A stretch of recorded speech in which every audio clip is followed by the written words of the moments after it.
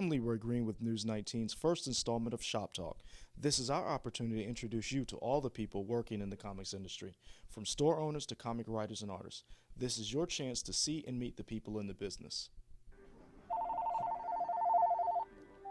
Cosmic Rays Comics, can I help you? Ray, how'd you get started? I kind of just jumped in with both feet, with a little bit of arm twisting of some of the right people, and of course some help from my mommy. Can I call you right back? We got enough money together and we opened the shop. You know, the comics were something that allowed me to escape into another reality, to where, you know, there wasn't any bullying, there wasn't any, you know, any of that stuff going on. And, what was your first book? Spider-Man. Really? Okay, yeah, definitely a Spider-Man fan. Really, the novels. I progressed from the comics quite quickly into the novels. I don't know who was writing those things back then, but they were spectacular. The detail in the book and everything. When I opened the shop, I put all of my stuff in. I mean, I had been collecting for a while, so that was tough. So hold on. So when you opened the shop, some of the first stuff that you sold was your own collection? Oh yeah, it was awful. Please give me my stuff back. There's a lot of people out there in town and the other shops around town that have much more knowledge about the comics and the writers and everything than I do. The way I look at it, my job is to get you your book. Hey, y'all, just let me know if I can help you with anything, okay? That's kind of how I look at it. I get a lot of feedback from my customers.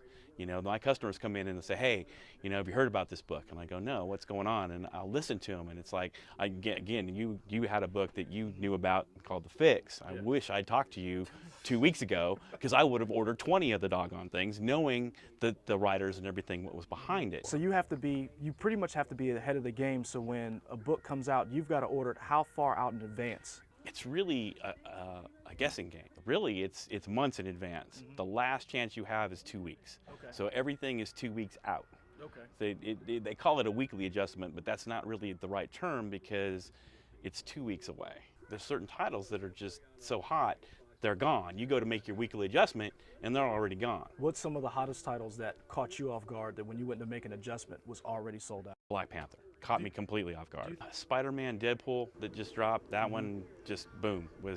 I could make an adjustment if I wanted to. I've had a few people that came in from the movie looking for Deadpool stuff, but you could just kind of tell they weren't really into comics.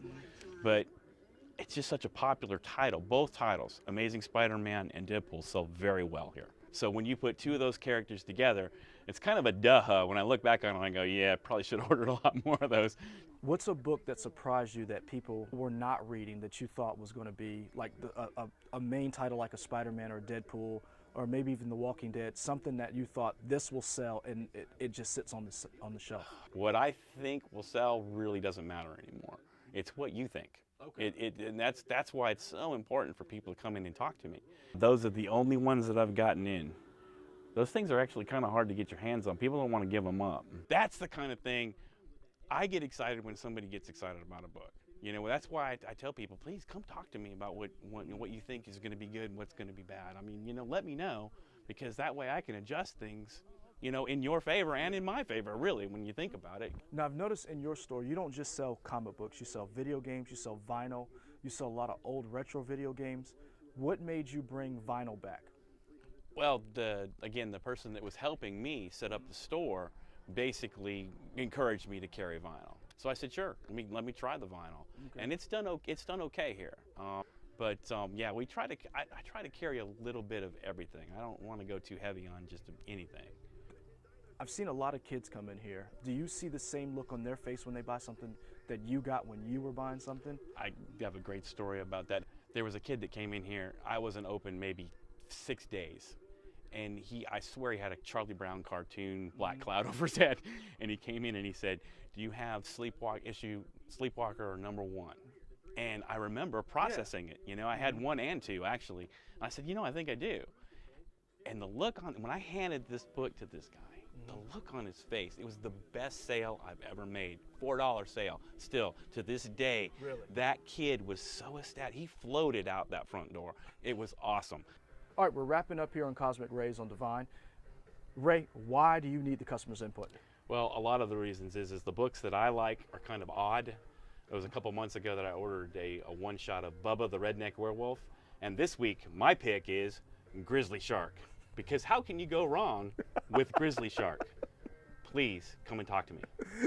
So please come to Cosmic Rays so the store is not filled with 12 issues of Grizzly Shark. Or Bubba what? Bubba the Redneck Werewolf. Because that's a thing.